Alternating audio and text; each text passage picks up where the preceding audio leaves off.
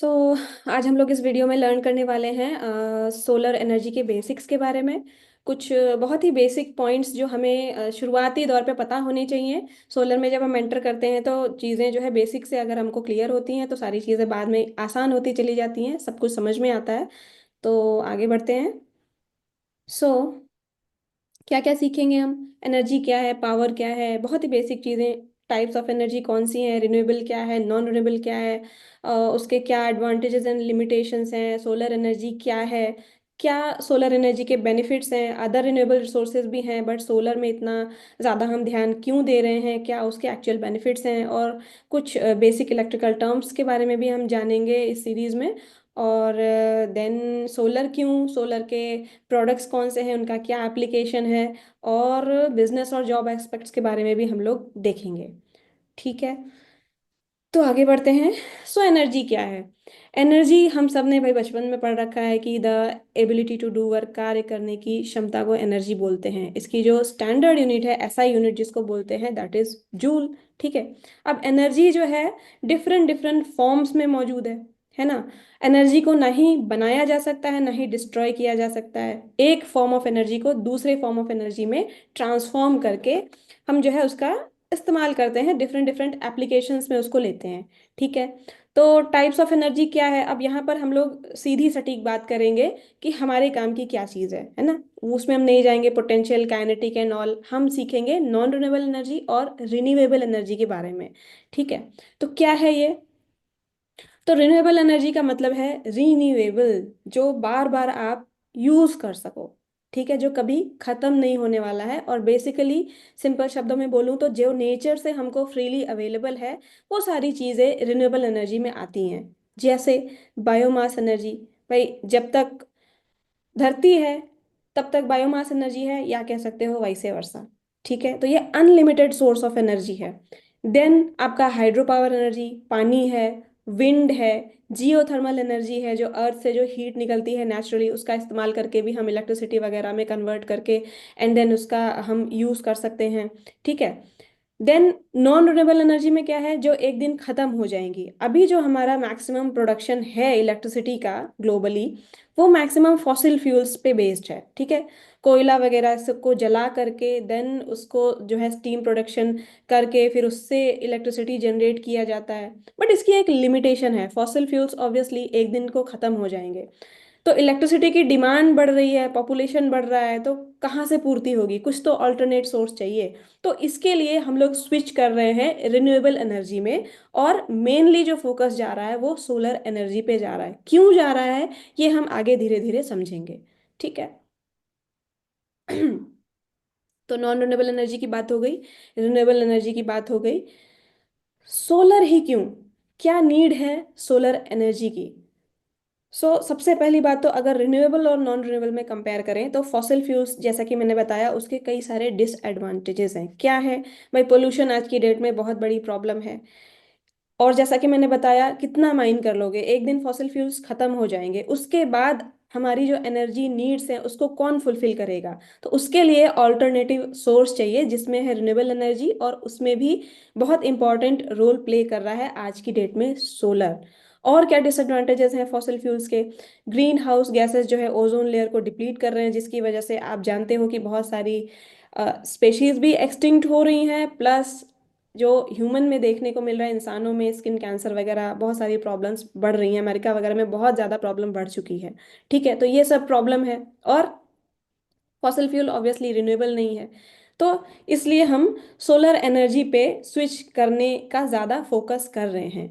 अच्छा, एक और डिसएडवांटेज है ग्लोबल वार्मिंग। ग्लोबल वार्मिंग क्या है? ग्लोबल वार्मिंग का मतलब आज की डेट में आप देखो, गर्मियों में कूलर और एसी के बिना रहना इम्पॉसिबल जैसा है। पहले एक बार को फिर भी ठीक था, टेम्परेचर इतना ज़्यादा नहीं जा रहा था, बट आज की डेट में बहुत मुश्किल है। ठीक है।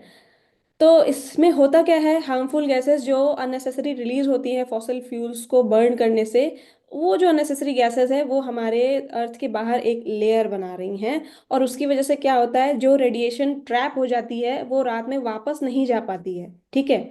और इस तरीके से टेम्परेचर जो है अर्थ का वो बढ़ता जा रहा है।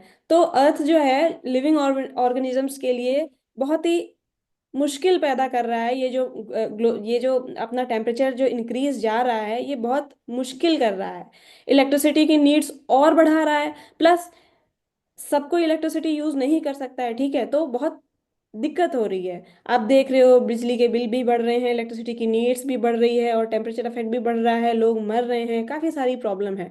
तो इस वजह से फॉसिल फ्यूल्स को जो है कोशिश करी जा रही है कि ज्यादा से ज्यादा हम रिन्यूएबल एनर्जी पे स्विच करें और फॉसिल फ्यूल्स का यूज कम करें, और वैसे भी खत्म ही होने वाली हैं। ओके। अच्छा, अब मेन चीज आती है, वाई गो सोलर। भाई विंड भी है, जियोथर्मल भी है, हाइड्रो भी है, तो इन सबको छोड़ के सोलर पे ही इतना फोकस क्यों? देखिए, हाइड्रो प्रोजेक्ट्स के लिए एक बड़ा प्रोजेक्ट एस्टैब्लिश करा जाता है और उसमें बहुत ज़्यादा कॉस्ट आती है, ठीक है, अच्छा है, बढ़िया है। पर ट्रांसमिशन लॉसेस भी तो आते हैं। कहीं आप अपने घर पे तो हाइड्रो पावर आप अपने घर के पानी से नहीं कर लोगे, कहीं जो वाटर रिसोर्स है वहां से ट्रांसफर होता है, वहां पे लॉसेस होते हैं, प्रोजेक्ट कॉस्ट बहुत हाई जाता है।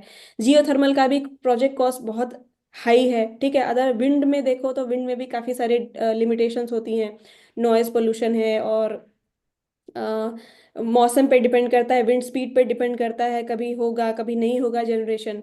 तो सोलर ही एक ऐसा रिसोर्स है जो इन सब चीज़ों में, इन सब ऑप्शंस में बेस्ट है। कैसे बेस्ट है? जिस दिन से आप सोलर एनर्जी लगाओगे अपने घर पे, उसी दिन से आपका जो इलेक्ट्रिसिटी बिल है वो रिड्यूस होना स्टार्ट हो जाएगा। ठीक है। Diverse applications.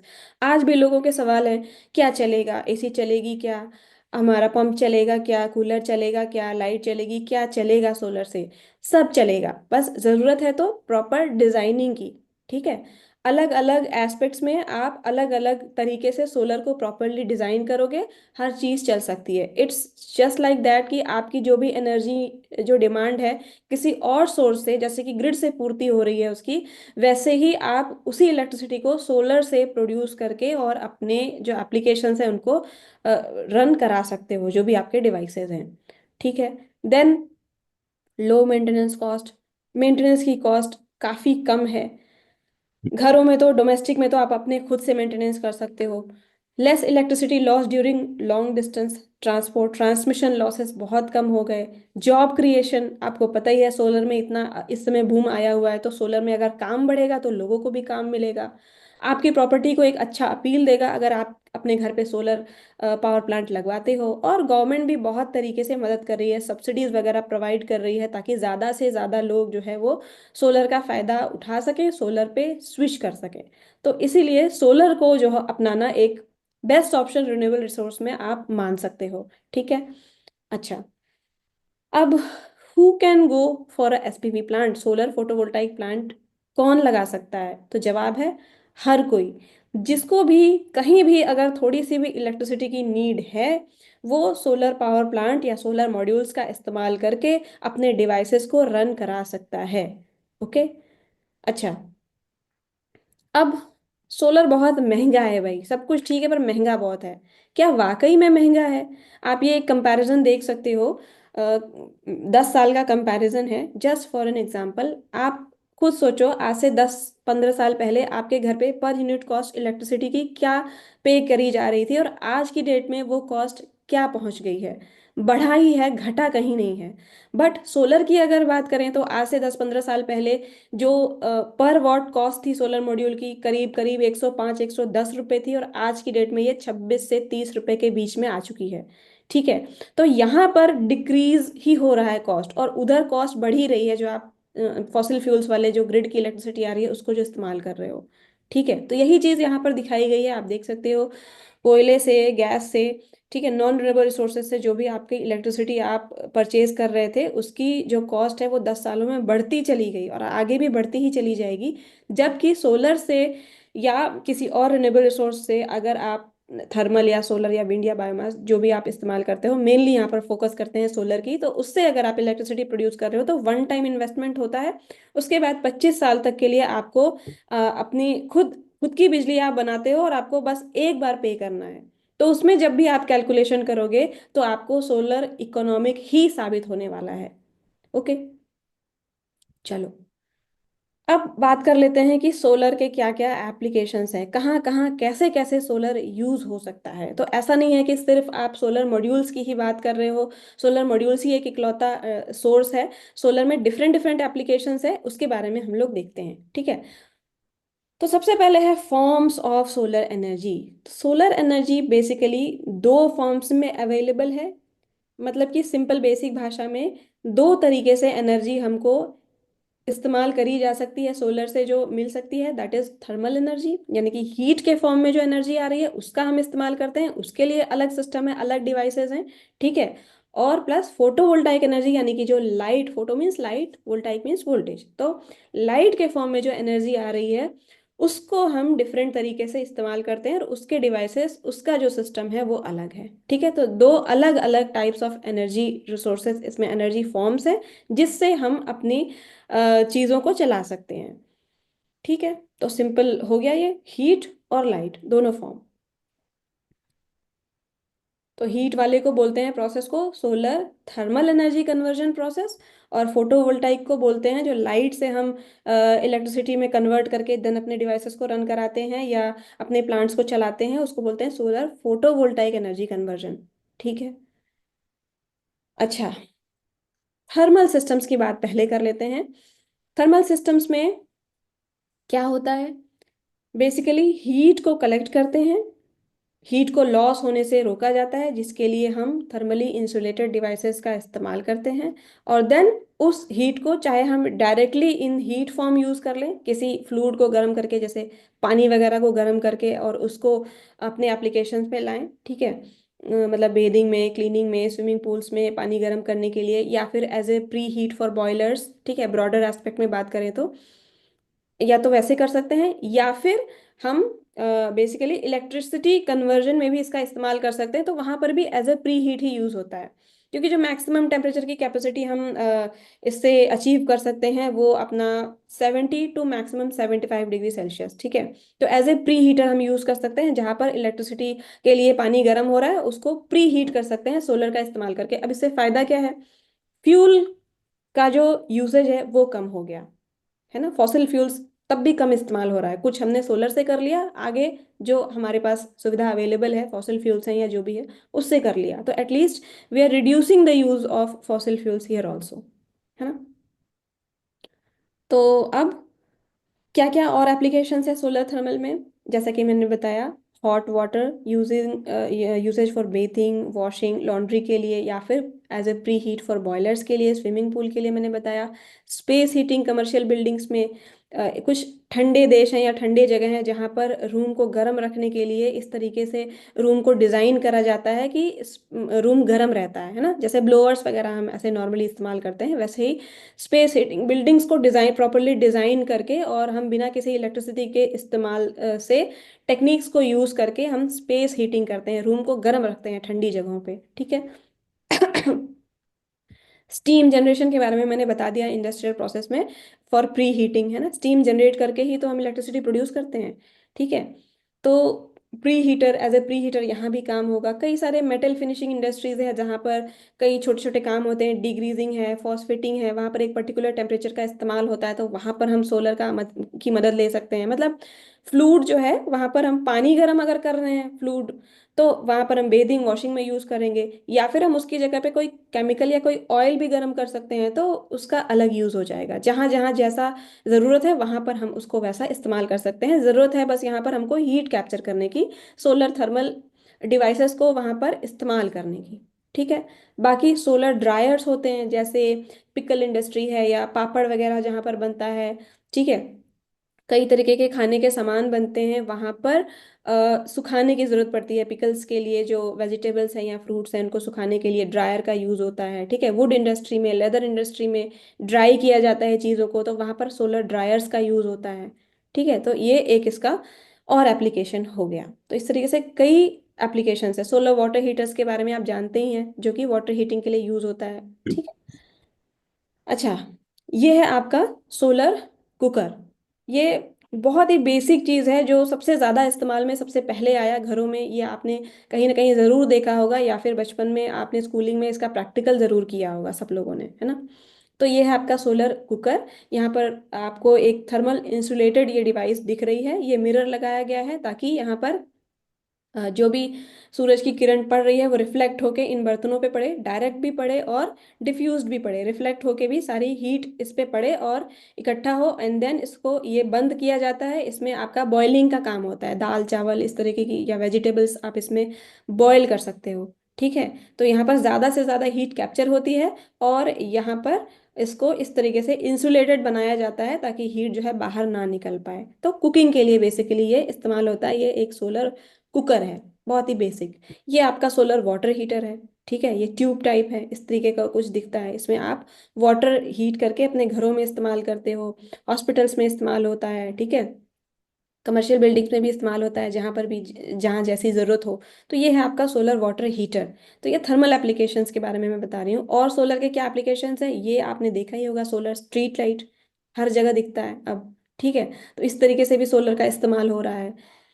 ठीक, देन वाटर हीटर्स के बारे में थोड़ा सा और अच्छे से बात करें, थोड़ा सा ब्रॉड में, तो ये आपका यहाँ पर होता है कलेक्टर। ठीक है, यहाँ पर हीट कलेक्शन होता है। Okay, then simple basic theory पे काम करता है, थर्मोसाइफन इफेक्ट पे। जैसे कि हम एक भगोना चढ़ाते हैं गैस पे, तो नीचे का पानी गर्म होता है, देन गर्म पानी ऊपर आता है, ऊपर का ठंडा पानी नीचे चला जाता है। ठीक है, एक साइकिल चलती रहती है और ग्रेजुअली पूरा पानी गर्म हो जाता है। तो यहाँ पर भी वही चीज़ है, पानी यहाँ पर कोल्ड वाटर नीचे से एंटर करता है। ठीक है, और गर्म होता है, ऑटोमेटिकली वो लाइटर हो जाता है, गर्म पानी जाकर ऊपर एक टैंक में इकट्ठा हो जाता है। ठीक है, और इंडस्ट्रियल एस्पेक्ट पे बात करें तो यहाँ पर अगर आपको एज ए प्री हीटर काम करना है तो यहाँ पर आपका पानी, गर्म पानी जो इससे हो रहा है अपने सोलर वाटर हीटर से, 65 to 70 डिग्री यहाँ पर आपको अचीव हो गया। ठीक है, हॉट वाटर स्टोरेज टैंक में। एंड देन यहाँ पर एक्स्ट्रा फ्यूल लगा के हमने बॉयलर में उसको और बॉयल कर लिया। तो हुआ क्या, यहाँ पर जो 65 to 70 डिग्री, जैसे मान लो आपको 300 डिग्री सेल्सियस टेम्परेचर चाहिए। ठीक है, तो 70 हमने यहाँ से कर लिया और बाकी 230 हमने यहाँ पे कर लिया, तो फ्यूल कम लगा हमारा। ठीक है, तो कहीं ना कहीं हम नहीं पूरे तरीके से स्विच हो रहे हैं तो एटलीस्ट कम कर रहे हैं फॉसिल फ्यूल का इस्तेमाल। ठीक है, तो इस तरीके से इंडस्ट्रियल यूज होता है सोलर थर्मल एप्लीकेशंस इस तरीके से। अच्छा, लिमिटेशंस हर चीज़ की होती हैं, इनकी क्या लिमिटेशंस है? एक तो इंस्टॉलेशन प्रोसेस थोड़ा सा कॉम्प्लेक्स होता है, प्लस कॉस्ट हाई होता है इसका। ठीक है, दूसरा, सर्दियों में इसकी जो एफिशिएंसी होती है वो डाउन हो जाती है, क्योंकि सारा खेल जो है वो हीट रेडिएशंस का है।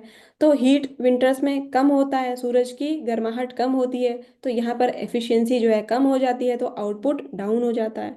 सेंट्रल रिसीवर्स जो लगते हैं, जो पावर पावर टावर जो बोलते हैं, इलेक्ट्रिसिटी का जहाँ पर जनरेशन होता है, वो बहुत कॉस्टली आते हैं। उसमें बहुत हैवी हैवी डिवाइसेस लगते हैं, हैवी हैवी मिरर्स लगते हैं, रिफ्लेक्टर्स लगते हैं, तो उसकी कॉस्ट बहुत हाई होती है। ठीक है, प्लस समय समय पे आपको मेंटेनेंस थोड़ा बहुत चाहिए।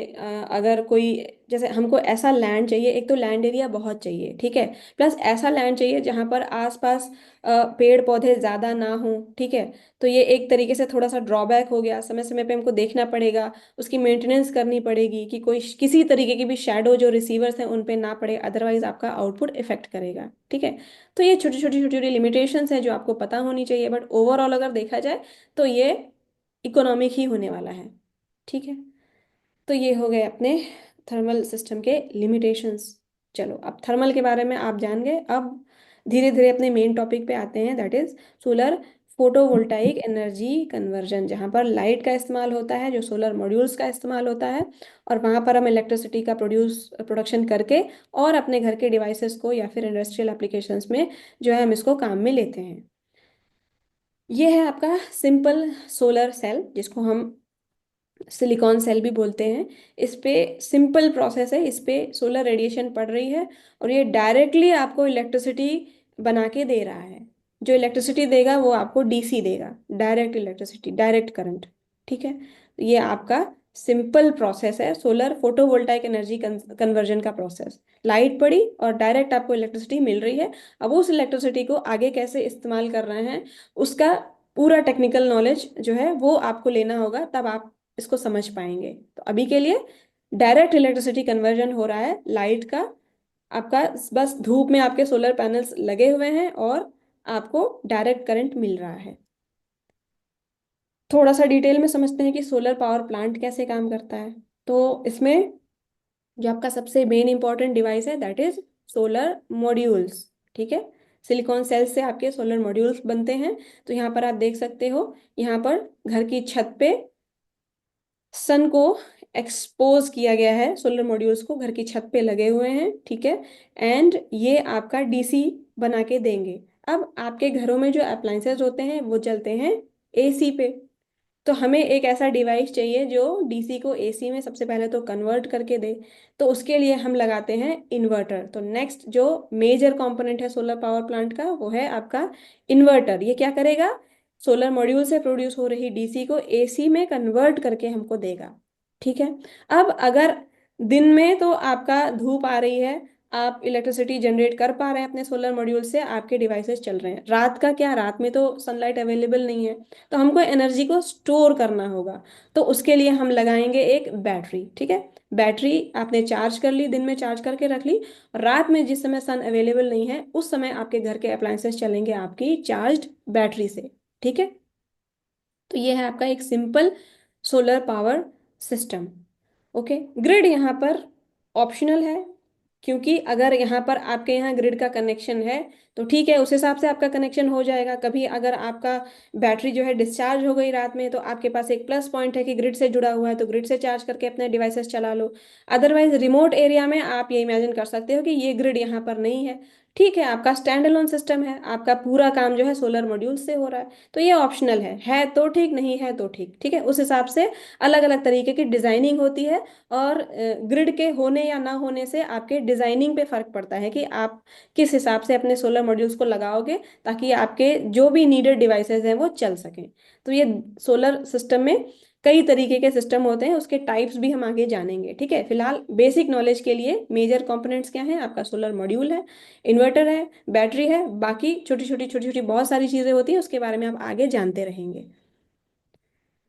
चलो, अब देखते हैं कि सोलर में क्या इमर्जिंग ट्रेंड्स हैं। ठीक है, तो ये है आपका सोलर पार्क। तो सोलर पार्क क्या है, बड़े एरिया में हमने सोलर मॉड्यूल्स लगाए हैं। ये बात होती है 100 किलोवाट, 150 किलोवाट, गीगावाट, मेगावाट्स, बड़े स्तर पे बात होती है, तो इसको बोलते हैं सोलर पार्क। बहुत बड़े एरिया में हमने सोलर मॉड्यूल्स जो है लगा दिए, और यहाँ से जो ह्यूज इलेक्ट्रिसिटी जनरेशन हो रहा है वो डायरेक्ट हम कहाँ दे रहे हैं, सेंट्रल ग्रिड में। ठीक है, सेंट्रली हम उसको फीड कर रहे हैं, देन वहाँ से आगे ट्रांसफर हमारे घरों में हो रहा है। तो इसको बोलते हैं सोलर पार्क। तो सबसे जो बड़ा सोलर पार्क है वो हमारा अभी इस टाइम इंडिया में राजस्थान में है, उसकी कैपेसिटी 2245 मेगावाट्स की है। ठीक है, और भी कई प्रोजेक्ट्स जो हैं वो अपकमिंग है, तो गवर्नमेंट उस पर काम कर रही है। तो ये एक तरीके का आपका एप्लीकेशन हो गया सोलर पार्क का। ठीक है, अब इसमें सारी चीज़ें मैंने आपको बता दी। ठीक है, अपकमिंग में 34 सोलर पार्क्स, आए दिन टारगेट्स बढ़ते ही जाते हैं क्योंकि सोलर में इस समय बहुत ज़्यादा काम हो रहा है। ठीक, तो ये सिंपल आपका सोलर पार्क हो गया।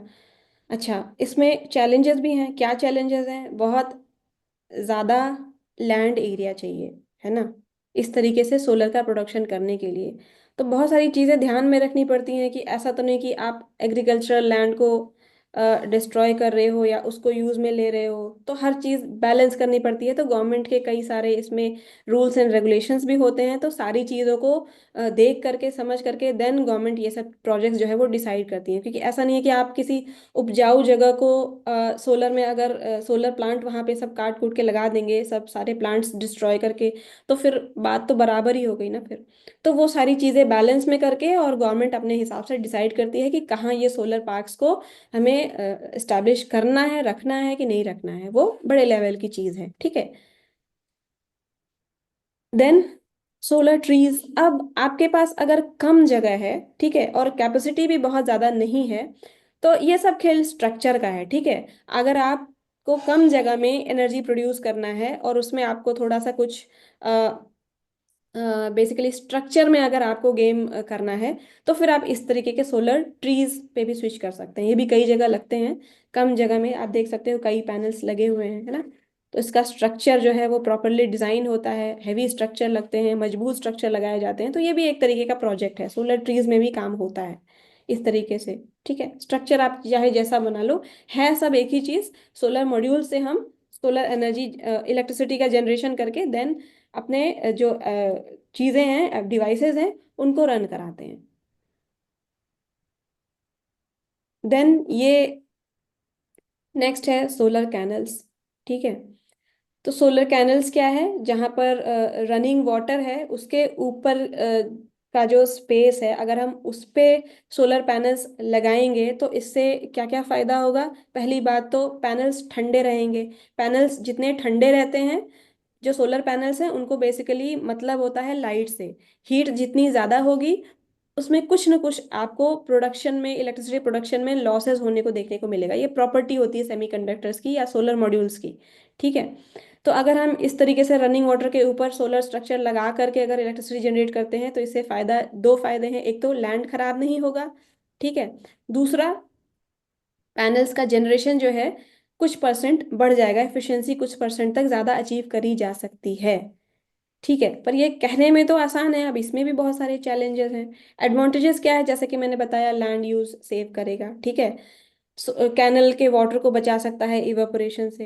एक्स्ट्रा पावर 15% तक पाई जा सकती है, पैनल्स रिलेटिवली कूल रहेंगे इसलिए। ठीक है, डिसएडवांटेजेस क्या है, कंस्ट्रक्शन कॉस्ट बहुत हाई है। स्ट्रक्चर बहुत मजबूत बनाना पड़ेगा, मिट्टी गीली होती है, कहीं खिसक ना जाए, कोरोजन ज़्यादा ना हो जाए, हर चीज़ का ध्यान रखना पड़ेगा। तो स्ट्रक्चर में काफ़ी इन्वेस्टमेंट करनी पड़ेगी। Water plus electronics is always bad. ठीक है, जहाँ पर पानी है वहाँ पर इलेक्ट्रॉनिक्स हाथ जोड़ के नमस्ते करता है कि भैया मेरे पास मत आओ, वरना कभी न कभी मैं खराब हो ही जाऊंगा। तो उस चीज़ का बहुत ध्यान रखना पड़ता है।